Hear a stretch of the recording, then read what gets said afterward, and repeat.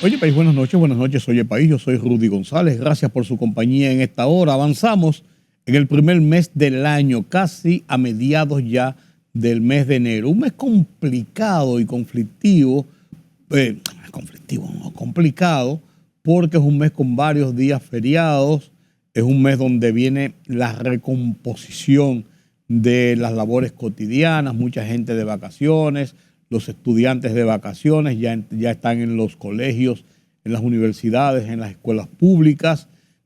Mucha gente recomponiendo el inicio de la jornada normal de trabajo y ya comienzan a verse los tapones, a sentirse los tapones. Uno quisiera como pensar como que esto va a pasar.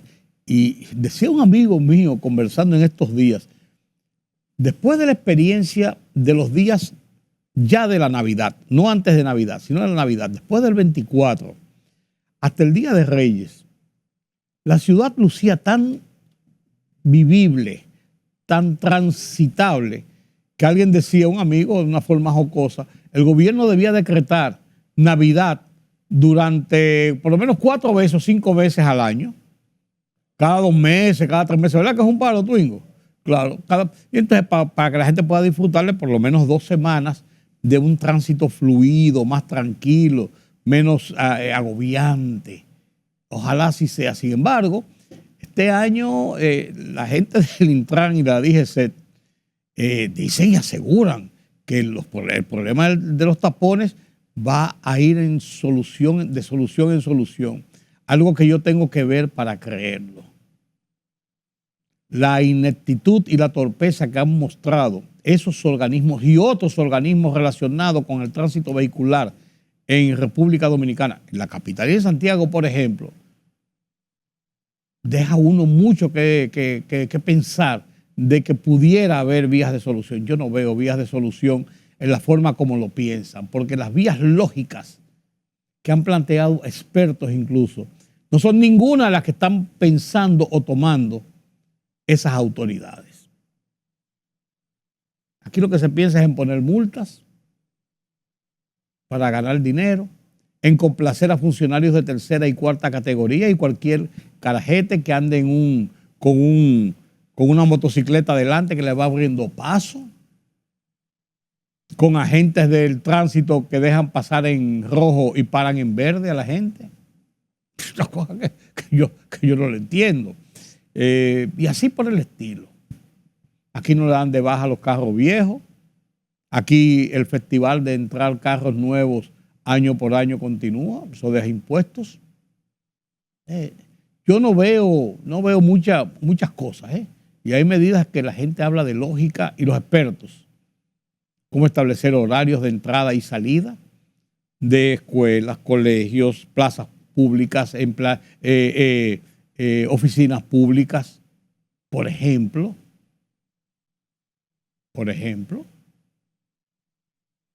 Mismo dar de baja a los vehículos de más de tantos años de edad, verdaderas chatarras que andan circulando. Frenar la importación de vehículos. Hay quienes dicen que pues, si se frena por 2 años la importación de vehículos no va a pasar nada en este país, porque no van a entrar 20, 25 mil carros al parque vehicular todos los años. Al parque vehicular todos los años, principalmente concentrado en las principales ciudades y circulando por carreteras, y al mismo tiempo no se da de baja a las chatarras. Eso va superpoblando las vías y el volumen de vehículos en las calles. Hay muchas medidas, pero como que no se está en eso. Como que no se está en eso. Vamos a ver. Ojalá estar equivocados. Este domingo se celebró el 55 aniversario de los episodios del 12 de enero de 1972. Allá en el kilómetro 14. Kilómetro 14.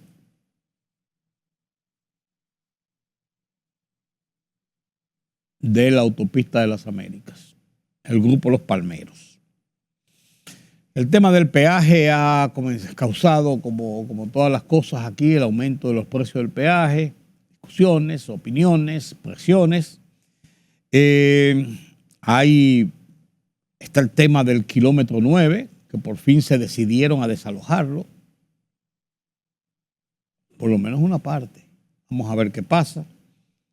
Las expectativas sobre lo que dice mucha gente de que debe haber un relanzamiento del gobierno y el caso de las 9,5 toneladas de cocaína todavía anda dando vueltas.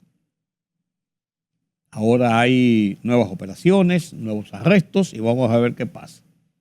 Fuego en Los Ángeles y 15 años del terremoto en Haití, sumido todavía en la violencia. Venezuela, lógicamente, el tema central de lo que está pasando en el hemisferio y parte del mundo. Se aposentó Nicolás Maduro en el poder nueva vez.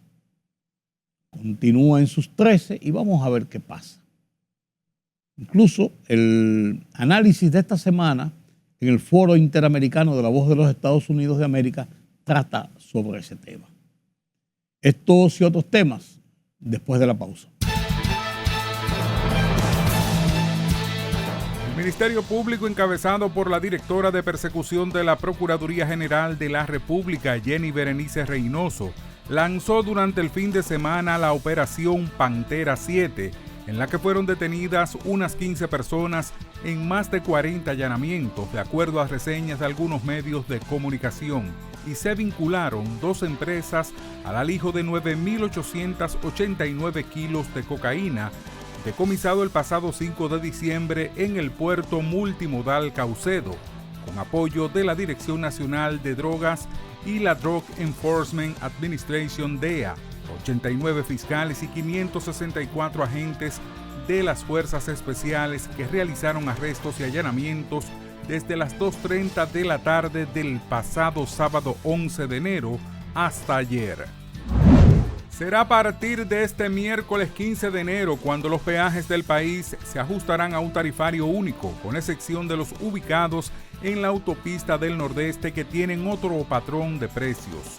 Este ajuste o nivelación, como lo define RD Vial, hará que los tradicionales peajes Duarte, Las Américas, Sánchez, 6 de noviembre, Coral 1 y Marbella experimenten un aumento de un 66.67% y 100%.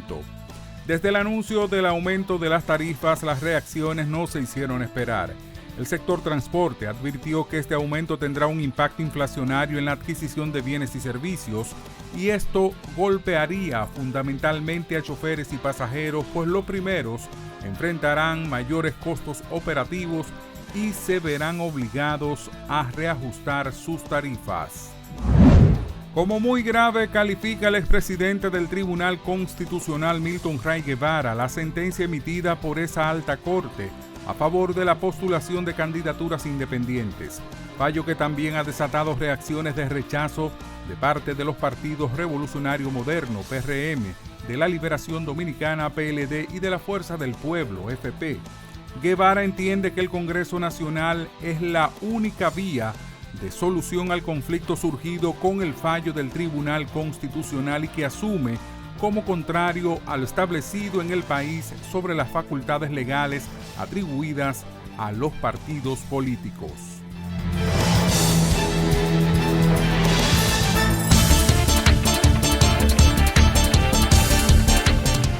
Un terremoto de magnitud 6.9 sacudió hoy la prefectura de Miyazaki, al sudeste de Japón, y la Agencia Meteorológica de Japón emitió un aviso por la posible llegada de un tsunami de hasta 1 metro de altura a las costas de la zona.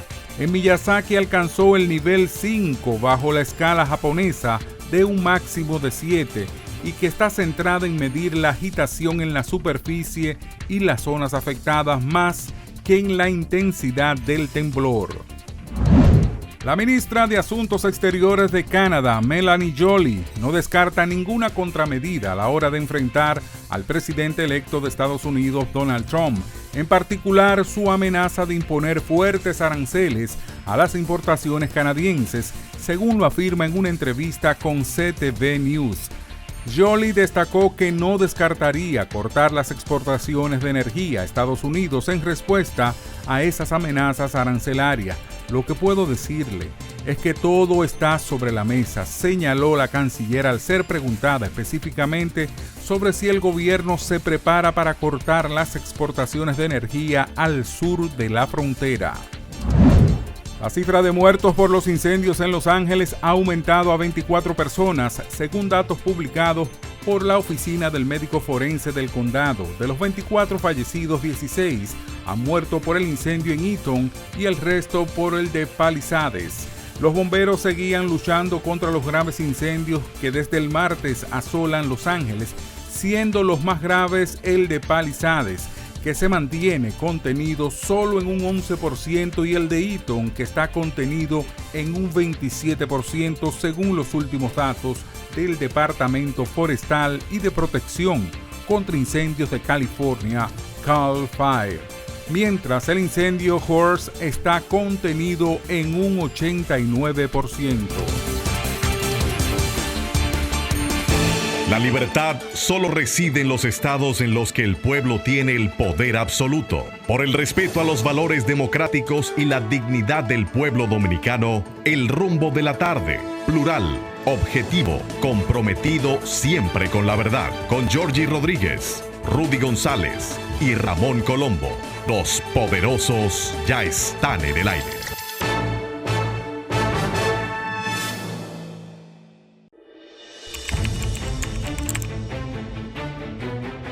Periodismo de investigación, columnas, opinión, análisis, reportajes de fondo. Hora por hora, una completa plataforma multimedia. Periodismo con valor. Noticias horaporhora.com.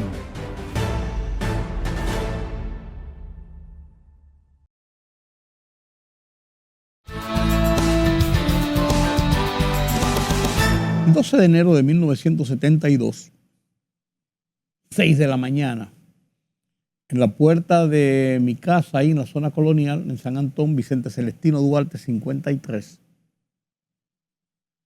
estaba la Station Rambler de Freddy Dalmao, el capitán Dalmao, como le decíamos, chofer del periódico El Caribe, buscándome. Me habían llamado ya previamente por teléfono para decirme que pasarían a buscarme para ir a la cobertura de un episodio que estaba en desarrollo en la autopista de las Américas. Y allí llegué 6:30, 20, 25 minutos después. Esos tapones de ahora, y el capitán Dalmau le daba con todo el pie cuando había que darle con todo el pie a esa station de Rambler, color verde, del Caribe, que era uno de los vehículos de transporte de los reporteros. Cuando llegué allí, recuerdo, estaba en el lugar Guillermo Gómez, periodista del Listín Diario, que su especialidad era el tema de la cobertura del Aeropuerto Internacional de las Américas, y estaba allí. Estaba con traje. Yo llegué en mangas de camisa, lógicamente, 3 cámaras, como yo andaba siempre, grabadora y un bulto con todos los equipos, y allí llegué. Fuimos de los primeros en estar, yo no recuerdo otros periodistas, de los primeros en estar en la escena, donde un grupo denominado Los Palmeros o Comandos de la Resistencia estaban rodeados y se estaba produciendo un tiroteo con las autoridades. Era un grupo de izquierda, de extrema izquierda, presidido por Amaury Germán Aristi, que conformaban la parte logística local de la guerrilla urbana, que le daría apoyo para distracción de las fuerzas del orden cuando entrara el grupo de subversivos encabezados por el coronel Camaño para tratar de instalar una guerrilla en las montañas de la capital y tratar de replicar, de reproducir Sierra Maestra en Cuba, que era la época en que en la Guerra Fría esa era la visión que tenían los grupos revolucionarios para derrocar gobiernos, para establecer focos subversivos, etcétera, etcétera, etcétera. Y aquello duró para no cansarle el cuento, hasta las 4 o 5 de la tarde. Tiroteos esporádicos, tiroteos fuertes. Un helicóptero que aterrizó a media mañana en medio de la autopista Las Américas, todo bloqueada, la autopista no había tráfico. Y de ese helicóptero se descendieron los generales, Milo Jiménez, que era secretario de las Fuerzas Armadas, Enrique Pérez y Pérez, secretario jefe del Ejército, en otro helicóptero y en vehículos también, Neyni Barcejas, o sea, todo había un aparataje militar, camiones militares iban y venían, helicópteros que sobrevolaban la zona, todo un operativo que duró todo el día. 4 hombres se atrincheraron, fueron ubicados en una casa que estaba entrando de la autopista Las Américas a unos 100 metros, 125 metros adentro. Todo eso ya está muy poblado, pero todo eso era campo prácticamente, eran malezas y árboles, era como el campo. Y allí en esa casa fueron ubicados esos 4 dirigentes de izquierda, Amaury Germán Aristi, Bienvenido Silveira Leal Prandi, alias La Chuta, Virgilio Perdomo Pérez y Ulises Cerón Polanco. Los 4 dirigentes del grupo Los Palmeros. Se decía en principio que allí estaba también Plinio Matos Mosquete, lo cual se demostró después que no estaba allí. Y eso fue un combate. Los primeros en caer fueron La Chuta y Cerón Polanco en horas de la mañana temprano, 7, 8 de la mañana, en un enfrentamiento con las fuerzas del orden. Y los otros 2, Amaury Germán y Virgilio Perdomo, se refugiaron en una especie de cueva que estaba su entrada a nivel casi de tierra y donde ellos tenían una visión panorámica que les permitía el control del territorio. Armados con fusiles, con granadas, allí dieron resistencia. Hubo 4, 5, 6 agentes de la policía y soldados que murieron en el combate. Y hubo escarceos y tiros y paz, y volvían los tiros y volvían los enfrentamientos hasta que terminó la refriega. Los 4 murieron en combates con las autoridades, tiroteos intensos. Y ese grupo, con los documentos que se encontraron, quedó en cierto modo develado el plan de lo que eran los Palmeros como punto de apoyo a la guerrilla que trataba de instaurar Camaño. En su entierro y su velatorio, yo lo conocí a los 4, eran gente de ahí, de la zona colonial. Permítame decirle que la última fotografía que se le hizo a Amaury Germán Aristi, se recuerde, que yo recuerdo, la última fotografía, él en su casa de la calle Salomé Ureña, entre la Hostos y la Duarte, en la sala, sentado con su madre, Manuela, doña Manuela, la señora, caramba, de muy gratos recuerdos, él abrazando a su madre. A él le decían el pequeño porque era bajo de estatura, abrazando a su madre, y yo incluso le hice un póster grande, se lo regalé a doña Manuela, que después lo colgó en la sala, lo tenía ahí en la sala. La Chuta, Bienvenido Silveira Leal Prandi, padre de mi ahijada. Soy el padrino de Silvia, la hija de La Chuta, con Magali Sufrón, hermana de los muchachos Sufrón, de ahí de San Antón. Yo soy el padrino de Silvia. Así yo conocía a estos muchachos y fueron días de muchas tensiones con este caso de los Palmeros, que este domingo pasado se celebró una misa en la iglesia de las Mercedes, aunque ellos eran comunistas, izquierdistas, no creían en Dios ni nada de esto, pero sus familiares, cristianos, muchos de ellos, se hizo una misa en su recordación y se hizo un acto allá, se hizo un monumento a la entrada de el caminito ahí a la entrada donde estaba la casa donde fueron encontrados y enfrentados por las autoridades. día grande de aquel episodio. Yo hube de cubrirlo. Recuerdo muchos momentos duros, fuertes, de restricciones en cómo la cobertura con soldados, momentos de tensión con las autoridades que no querían permitir que se entrara al sitio, que se acercaran al sitio, los tiroteos, todo aquello. Algo que había sido inédito hasta ese momento, aún pese a los enfrentamientos que frecuentemente tenían grupos o dirigentes de izquierda con las autoridades. 12 de enero de 1972, eso pospuso el plan de llegada al país de Camaño por un año. Llegaron en febrero, precisamente 4 de febrero de 1973. Un año después, ya mucho más mermado, el grupo de Camaño vino con apenas 8 hombres que le acompañaron. Aquello se suponía que era un desembarco de una mayor cantidad de hombres para tratar de instaurar ese foco guerrillero contra el gobierno de Joaquín Balaguer. Entre los documentos que se encontraron se veían algunas diferencias entre el grupo de Amaury Germán Ariste y el grupo de Camaño directamente, cruces de cartas y de comunicaciones, donde no estaban de acuerdo con algunas de las logísticas que se estaban planificando para esa acción, para ese episodio del desembarco de Camaño y sus hombres para tratar de instaurar un foco guerrillero. Historia, 1972, 2025, 53 años de aquel episodio. Los palmeros, los comandos de la resistencia. Sí, señor.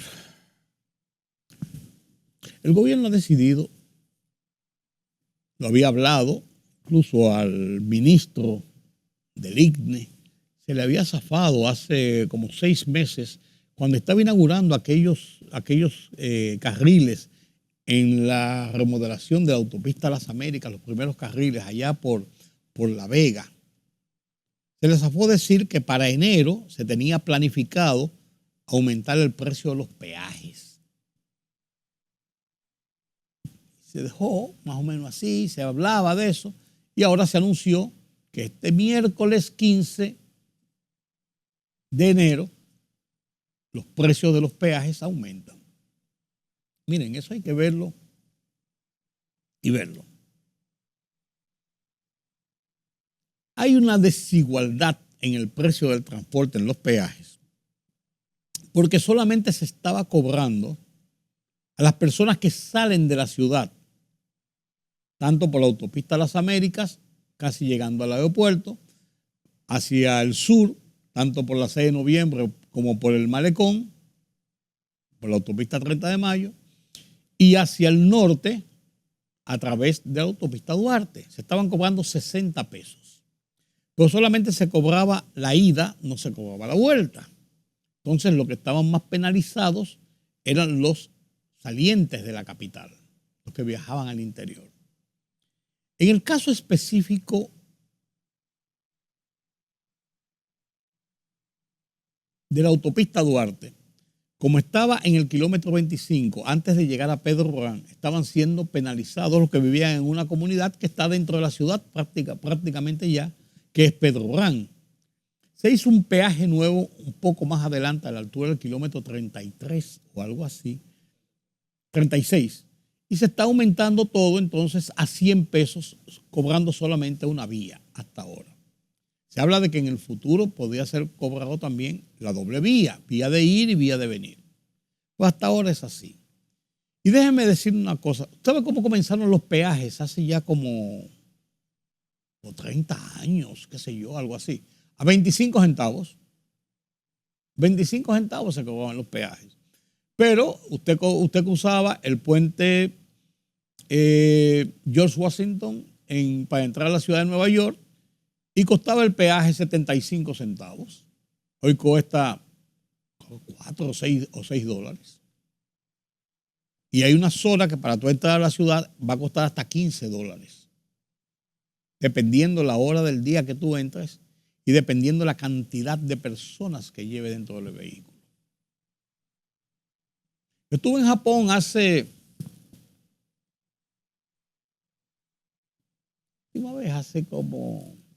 15 años o un poco más. En Japón, esos elevados que usted ve aquí, en la 27 de febrero, por ejemplo, usted podía circular en la ciudad, dentro de la ciudad. Si usted quería montarse en un elevado para evitar los semáforos de abajo y el entaponamiento, usted tenía que pagar un peaje para subir a los elevados y para salir de los elevados. Entonces, el peaje tiene un sentido, que es recaudar dinero que sirva para el mantenimiento y la construcción de carreteras. Si eso se hace o no se hace, eso es otra cosa. Pero tiene una lógica, es un derecho de uso de vía segura, confortable. Las autopistas, las vías, las carreteras de República Dominicana son muy buenas y están bastante bien cuidadas, por así decirlo. Hay carreteras malas. Pero cuando usted anda, por ejemplo, todo Centroamérica, o anda en muchas ciudades nada más decir de América Latina, hay muchas carreteras malas, llenas de hoyos, de desvíos, de zonas intransitables prácticamente. La conexión vial de República Dominicana es bastante buena. Bastante buena. Y se le da periódicamente mantenimiento, se están haciendo carreteras, se están asfaltando carreteras. Periódicamente. Se necesita más, siempre se va a necesitar más. Entonces, ese dinero de los peajes se ha destinado a especializarlo para este tipo de cosas. Entonces, yo soy de los que cree que el costo del peaje debe estar unificado, porque la autopista de los Corales, la que lleva a Punta Cana y Bávaro y La Romana, es bastante alto. Sí, hay 3 peajes, por ejemplo, allá a la Punta Cana. Hay peajes para entrar a las ciudades, a cada ciudad que uno entra. Por ejemplo, en Estados Unidos, usted va por la I-95, que es una autopista que cruza desde Miami hasta Canadá, todo el borde del este de los Estados Unidos, y cada vez que usted va a entrar a un poblado, a un pueblo, a una ciudad, usted debe pagar el peaje. Usted circula libremente. Cuando usted va a entrar, se sale de la carretera, tiene que pagar para entrar. Si usted va por la Tumpac Avenue, que es una avenida, la carretera, que va desde Miami, por ejemplo, hasta Orlando, Ocala, hacia el centro de la Florida, pasa exactamente lo mismo. Cada vez que usted entra a Boca Ratón, cada vez que usted entra a tal sitio, hay que pagar un peaje. Y son bastante altos los peajes. O sea, eso no es un invento a la dominicana. No es una forma de ganar más dinero a la dominicana. Eso tiene un sentido lógico de una contribución del usuario en favor del mantenimiento y de la buena carretera para usted poder transitar. Eso evita accidentes, eso evita costos mayores en neumáticos, en partes del vehículo que sufren menos. Eso es así. Hay algunos sindicalistas que están diciendo que eso de aumentar el precio del peaje, eso va a provocar que aumenten los precios del transporte público. Señores, si usted va en un autobús de 60 pasajeros y usted va a pagar 40, 50 pesos más, usted me va a decir a mí que le van a aumentar 3 pesos, 5 pesos y hasta 10 pesos a cada boleto de lo que se transportan. Entonces lo que va a hacer negocio con el peaje. Va a hacer negocio con el peaje. Porque no es verdad que van a dividir 60 pasajeros que tiene el autobús, que andan en el autobús, entre 100 pesos. Entonces usted va a encontrar que lo que le va a subir al peaje son 50 centavos, al pasaje son 50 centavos. Y no es así. Y no es así.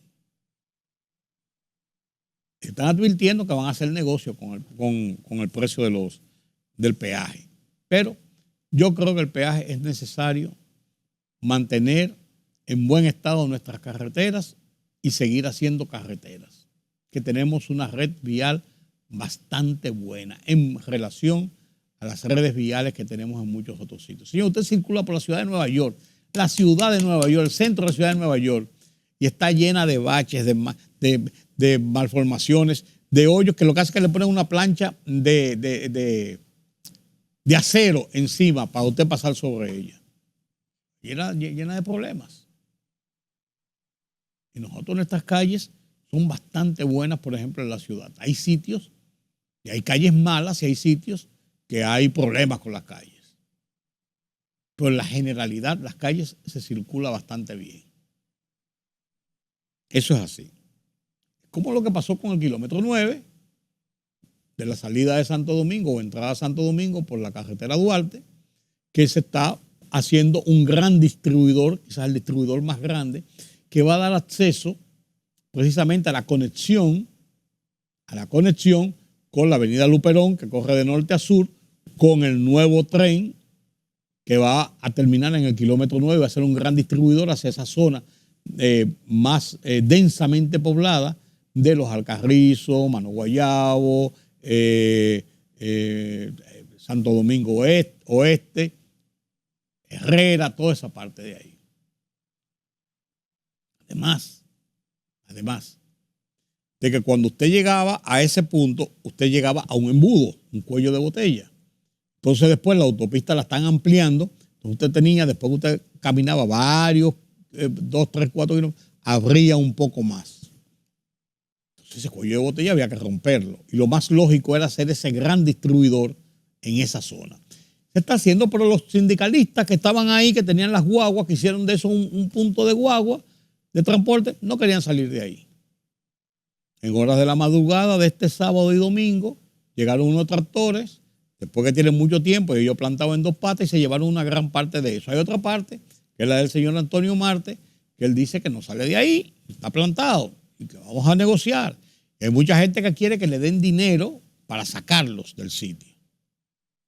Y usted dirá, bueno, hice un negocio y fue la autoridad que se lo permitió, y hizo una construcción ahí para vender celulares y para vender tarjetas de celular y para vender el lente de sol. ¿Por qué la autoridad lo permitió? Entonces le van a hacer un daño.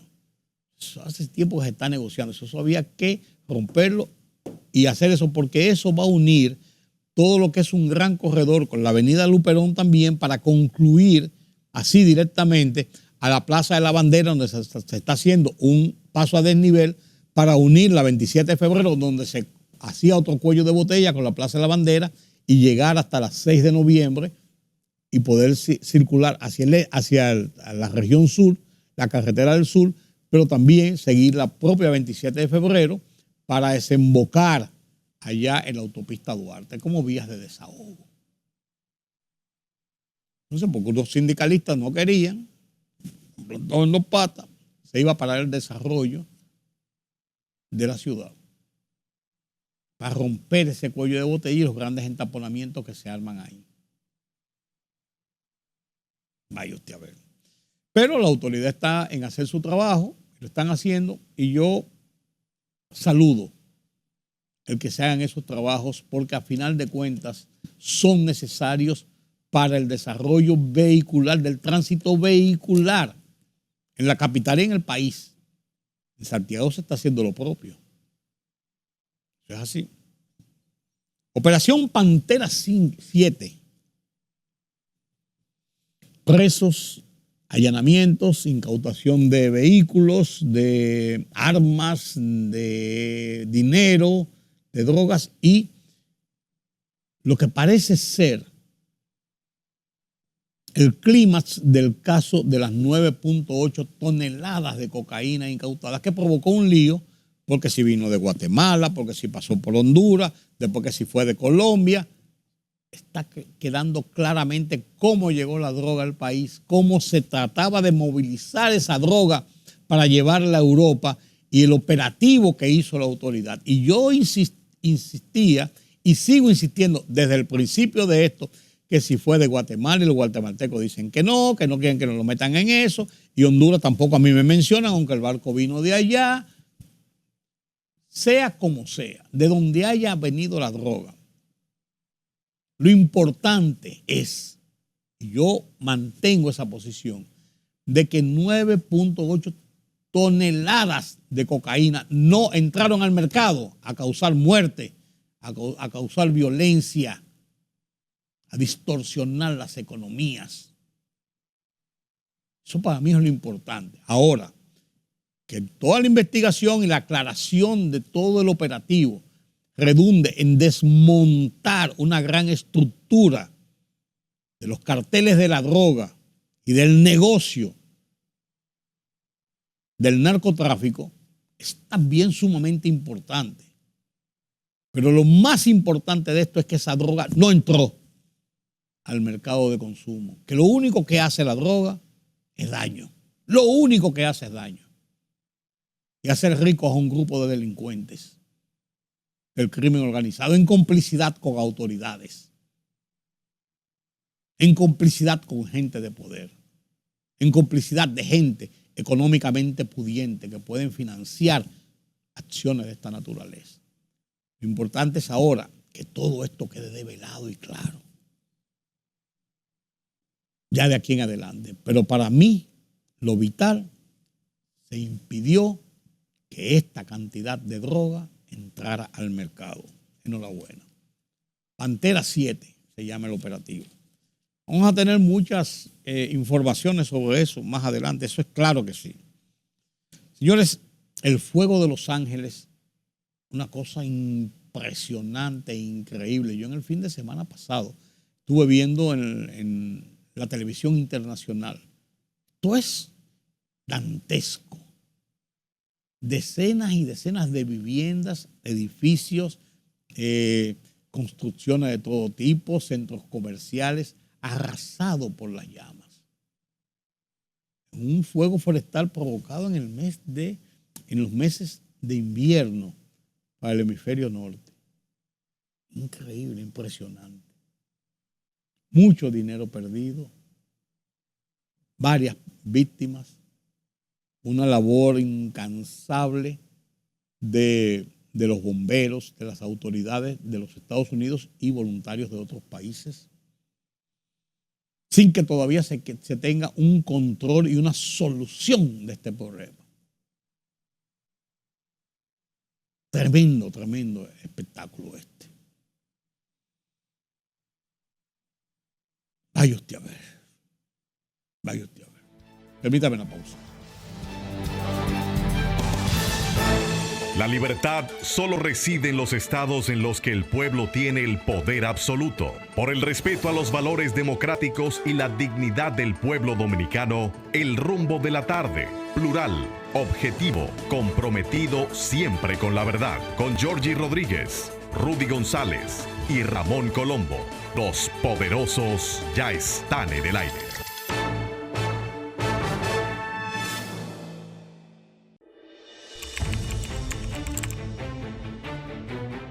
Periodismo de investigación, columnas, opinión, análisis, reportajes de fondo. Hora por hora, una completa plataforma multimedia. Periodismo con valor. Noticias horaporhora.com.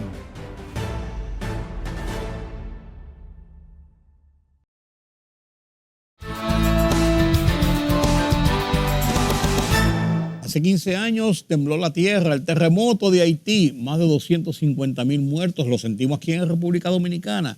Y todavía 15 años después de este episodio ocurrido en el 2010, una tarde de viernes del 2010, uno todavía ve en las imágenes cómo Haití no se ha recuperado de esta situación, cómo esto sigue. Se nota la destrucción que provocó aquel episodio. Porque a todo esto siguió una secuela de situaciones de violencia, de ingobernabilidad, de crisis de la economía, crisis de salud, porque vino la pandemia. Antes de la pandemia vino el cólera en octubre del mismo 2010, que mató 9,000 y pico de personas en Haití, que nosotros sufrimos también algunos efectos de ese cólera esa epidemia de cólera. Pero con lo de la pandemia, las cosas se agravaron, terminaron de agravarse con el asesinato del presidente Jovenel Moïse en julio del 2021. Y ahora vivimos un estado de violencia donde las bandas están siendo perseguidas porque son los dueños de las calles. Están siendo perseguidas por autoridades policiales haitianas y efectivos de otros países a los cuales se han comenzado a sumarse de Guatemala, de El Salvador y de otros países para el gran contingente de 400 agentes que llegaron de Kenia y después se le unieron unos 100 más. Hay 700 y pico de agentes extranjeros luchando contra las bandas principalmente de barbecue, que son los dueños de las calles y siguen sembrando el terror. Guerras urbanas, por así decirlo. ¿A dónde llegará ese país? El Consejo Presidencial que se conformó habla de posibles elecciones en octubre de este año, cosa que todo el mundo duda, pero vamos a ver hacia dónde llega Haití. Y el tema central de estos días, Venezuela. ¿Qué es Venezuela? Nicolás Maduro cumplió su cometido y el viernes pasado se juramentó para continuar en el poder por otros 6 años. La oposición, con todo su respaldo, aquí Edmundo González Urrutia en República Dominicana, recibió el apoyo de muchos países latinoamericanos, pero no pasó de ser el apoyo. María Corina Machado, en la resistencia interna en Venezuela, fue arrestada, liberada, manifestación la víspera de la toma de posesión, pero se consumó el hecho del mantenimiento de Nicolás Maduro en el poder. ¿A dónde llegará esto? Hay muchas incertidumbres, hay muchas tensiones. La llegada de Donald Trump dentro de una semana a la Casa Blanca de nuevo como presidente podría marcar algunas diferencias en lo que ha ocurrido hasta ahora. Pero eso es una incógnita también. Ya veremos. Ya veremos. La Voz de los Estados Unidos de América, precisamente la VOA, analiza el tema en su foro de esta semana. Incertidumbre y sanciones tras la juramentación de Nicolás Maduro. ¿Hacia dónde va Venezuela? Lo comparto con ustedes a continuación y con esto terminamos nuestra emisión de hoy de Oye País. Nos vemos mañana aquí en Color Visión. Yo soy Rudy González. Pasen un feliz resto de la noche. Vean este debate, este foro sobre la situación de Venezuela.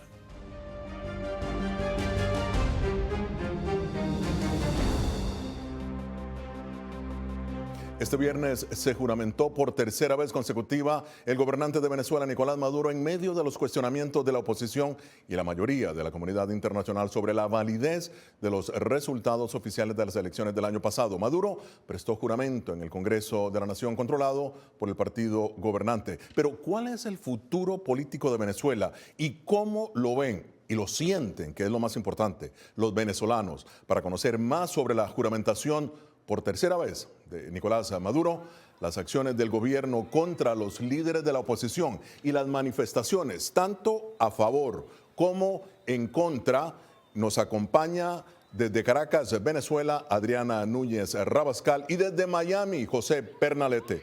Adriana, empiezo contigo. ¿En qué marco político, si nos puedes explicar, se desarrolla, esta juramentación? Adelante. En medio de tensión, incertidumbre y de la calificación de golpe de Estado y de haber cruzado una raya roja en lo que se refiere a violación de la Constitución. De acuerdo con la oposición, se ha desarrollado esta investidura de Maduro, quien estuvo acompañado de los líderes de Cuba y de Nicaragua. Sin embargo, la mayoría de los gobiernos de Latinoamérica ha decidido no enviar a sus representantes para esta toma de posesión de Nicolás Maduro, quien en su discurso dijo que iba hacia una nueva democracia al asumir el poder hasta el 2031. Mientras tanto, María Corina Machado, en un video difundido por redes sociales, se refirió al incidente que tuvo ayer cuando fue detenida o secuestrada, como ella misma misma dice, por algunas horas por cuerpos de seguridad, y dijo también que Edmundo González Urrutia por ahora no vendrá a Caracas, pero que lo hará pronto. Escuchemos lo que dijeron ambos. La toma de posición presidencial constitucional de Venezuela la trataron de convertir Ignacio Miguelón en una guerra mundial. Digan lo que quieran decir, hagan lo que quieren decir, pero esta toma de posesión venezolana constitucional no la pudieron impedir y es una gran victoria de la democracia venezolana. Hoy, 10 de enero, Maduro consolida un golpe de Estado. Frente a los venezolanos y frente al mundo, decidieron cruzar la raya roja que oficializa la violación a la Constitución Nacional. Bien, gracias, Adriana. Quédate por favor con nosotros para que continúes dándonos más perspectiva de lo que ocurre en Venezuela. Pero vamos a pasar ahora a Miami. Ahí se encuentra José Pernalete. Bienvenido, José. Cuéntanos, ¿cómo ha recibido el exilio venezolano esta nueva investidura de Nicolás Maduro? Gonzalo, con mucha expectativa. Desde el día de ayer, precisamente en este mismo lugar, se concentró una gran cantidad de representantes de la diáspora venezolana. Recordemos que acá en el sur de Florida, acá precisamente en la ciudad de Doral, es donde se ha registrado, de acuerdo al censo, la mayor cantidad de venezolanos en territorio estadounidense. Es más, de acuerdo a expertos de inmigración, estiman que la mayor cantidad de venezolanos contados en un exilio se encuentran acá en Estados Unidos, en esta ciudad. Precisamente aquí se expuso ante una tarima que estaba colocada bajo lo que es este campo, lo que es el sentir de cada una de las personas que se encontraban acá. Estamos hablando de líderes políticos, activistas, artistas, periodistas, analistas e incluso representantes de otras comunidades. Vamos a compartir con ustedes parte de lo que estas personas expresaron, algunos de ellos muy vinculados con el día a día de la situación en Venezuela. Es una gran responsabilidad para todos, de todos los sectores, de todas las profesiones donde se encuentren. Es una gran responsabilidad que asuman de verdad ese papel activo para ayudar a los venezolanos que están en el país a rescatar nuestra libertad. Seguimos como profesionales apoyando la libertad y la democracia que vamos a lograr en Venezuela. Y por supuesto unidos con los venezolanos que están dentro del país, porque lo que ellos no pueden hacer, nosotros sí lo podemos hacer y viceversa. Es decir, ellos votaron. Pero José, ¿tienes información de actos futuros por parte de la oposición en el exilio en Miami?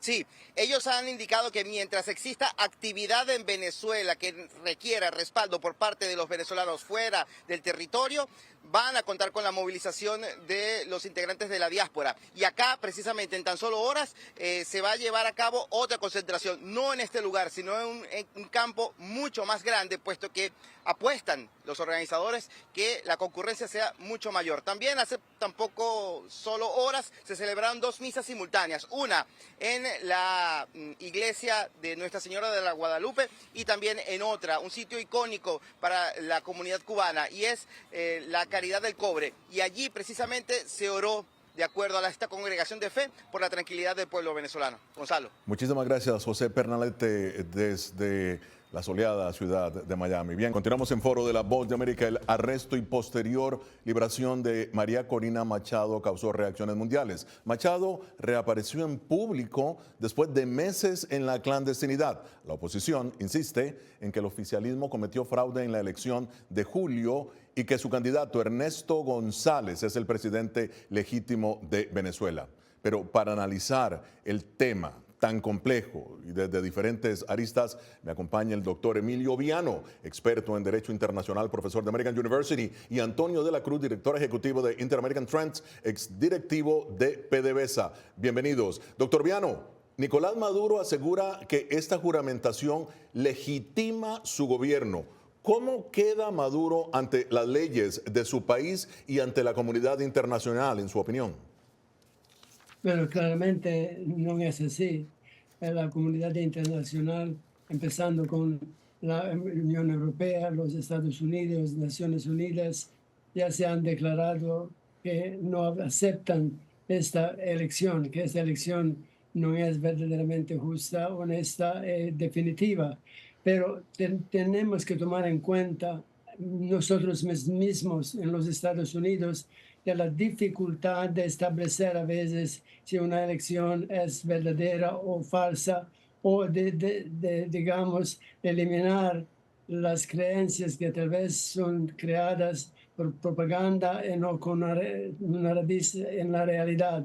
Pensemos a todo lo que acompañó la elección del presidente Trump, el hecho o la pérdida de otros candidatos, a donde hay por años el debate, hubo fraude o era una verdadera elección, era honesto, o hubo gente que votó 2 veces o los muertos también.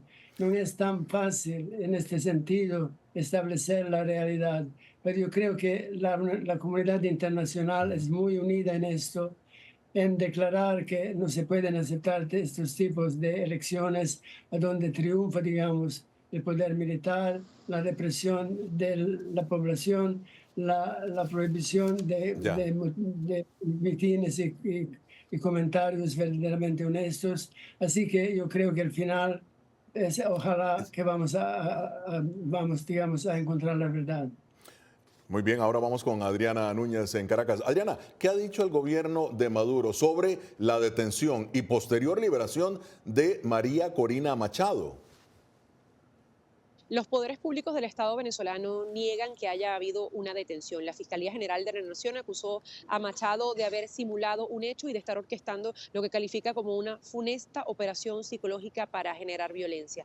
Lo propio ha hecho el ministro del Interior, Diosdado Cabello, quien negó que haya sido arrestada. Manifestó también que María Corina Machado está desesperada por ser apresada, mientras que Nicolás Maduro, hoy durante su toma de posesión, ironizó sobre el video en el que María Corina Machado aparecía grabando un video en el que manifestaba que había sido secuestrada por algunas horas y que su equipo, la persona que le conducía, había sido herido de bala. Según Nicolás Maduro, él carga la cartera azul que supuestamente se le perdió a María Corina Machado. Eso ironizó y bromeó durante la investidura acerca de esta denuncia de secuestro que hizo el comando de campaña de María Corina Machado, una María Corina Machado que se dirigió a sus seguidores en un mensaje grabado y que decía que está en un lugar seguro. Ahora, muy bien, doctor Viano, rápidamente, vamos a retomar el tema de las sanciones que ya traté aquí con Antonio, pero Estados Unidos, como bien sabe, impuso estas nuevas sanciones a 8 funcionarios venezolanos y según el Tesoro, la medida busca debilitar los pilares económicos y de seguridad que sostienen la represión y el poder del régimen. Ahora, en su opinión, ¿qué tan efectivas son estas sanciones? Porque nuevamente Estados Unidos la ha estado imponiendo contra funcionarios venezolanos desde hace décadas, ¿no? Y muchos aseguran que no ha habido grandes o importantes cambios políticos en el país. Rápidamente, adelante. Bueno, claramente hay mucha controversia sobre el impacto de las sanciones, mismo en el contexto de Rusia, Ucrania, países europeos. El deseo de que la agresión rusa contra Ucrania cese. No se puede definir. Hay ejemplos a donde funciona, pero por lo general no. ¿Por qué? Primero, porque frecuentemente es muy difícil aplicarlo en el mercado internacional sin crear daños para sí mismos. Por ejemplo, podemos hacer algo en el campo del petróleo, pero al final podría, digamos, crear precios más altos que no serían bien recibidos por la población de los Estados Unidos. Ya te lo doy. Así que no es tan fácil, es simbólico, puede naturalmente enviar un mensaje a nivel internacional, pero que verdaderamente haga algo se puede cuestionar mucho. No es para nada, digamos, algo cierto. Ya. Antonio, rápidamente, se habla también de la opción militar.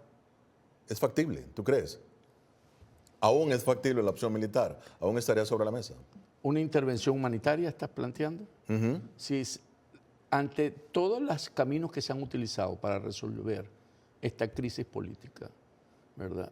La opción que está quedando, como dices tú, ante ser una lucha no violenta por parte de las fuerzas democráticas, pues no tienen armas, es una intervención humanitaria de la comunidad internacional, que pareciese que pudiese ser si sigue este camino avanzando, porque lo que viene en Venezuela es una mayor represión, un totalitarismo, porque al ver perdido la elección como la perdió en los sectores militares, en la familia militar, 80-20, según los números, las actas que tiene la oposición, quiere decir que para poderse sostener en el poder va a tener que tener un aparato muy represivo, donde va a tener que estar controlando hasta su sombra.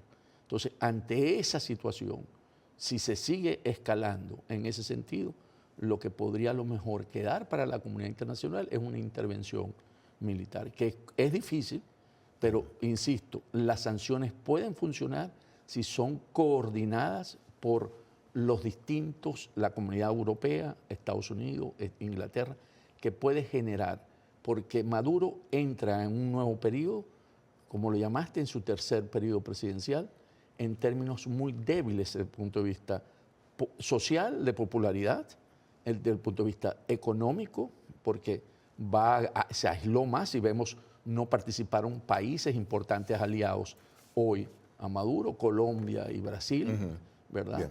Okay. En ese sentido. Y bien, ya en la parte final de Foro de la Voz de América. Doctor Viano, sus conclusiones sobre el futuro de Venezuela. Adelante. Es muy difícil de predecir cómo va a terminar todo eso, particularmente porque tenemos un cambio de gobierno en los Estados Unidos. El presidente Trump tiene una visión muy diferente de relaciones de Estados Unidos con países de América Central, de América Latina, que naturalmente tiene Trump. Trump ya ha manifestado su deseo de renegociar el tratado comercial entre Estados Unidos, Canadá y México, lo que podría crear problemas enormes de inflación, aumento de precios hasta el 25%, etcétera, etcétera. Además, está nombrando como, digamos, su mandatario, alguien que él dice debería poner más presión sobre los países de esta región para conformarse a los intereses de los Estados Unidos. Así que tenemos que esperar, porque nosotros mismos en Estados Unidos no sabemos lo que verdaderamente piensa Trump, es lo que él puede hacer. Podría ser muy dañino para nosotros. Bueno, muy bien, Antonio, ¿tu opinión? Creo que Maduro abre una puerta hoy donde en vez de ponerse una banda presidencial, se puede haber puesto un grillo en la pierna, desde el punto de vista de que, por ejemplo, su recompensa por captura hoy por el Tesoro aumentó a 25 millones de dólares. Lo hace todavía mucho más atractivo y Ridley Scott está pidiendo que se eleve a 100 millones. Hoy la máxima monto que había era de 25 por Obama, por Bin Laden, Osama Bin Laden. Por Osama Bin Laden.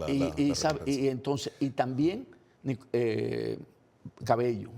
También aumentó 25 millones y tenía 10. Esto quiere decir que hay una mayor presión hacia el régimen y va a tener definitivamente su efecto porque va a crear desconfianza en su entorno. Entonces yo creo que vamos a tener una Venezuela muy convulsionada en un corto plazo y un terrorismo va a incrementarse por parte del aparato del régimen actual. Bueno, muchísimas gracias al doctor Emilio Viano, Antonio de la Cruz y Adriana Núñez Rabascal. Llegamos hacia el final de esta edición de Foro de la Voz de América. Nos vemos la próxima semana. Desde Washington les habló Gonzalo Abarca. Gracias por estar con nosotros.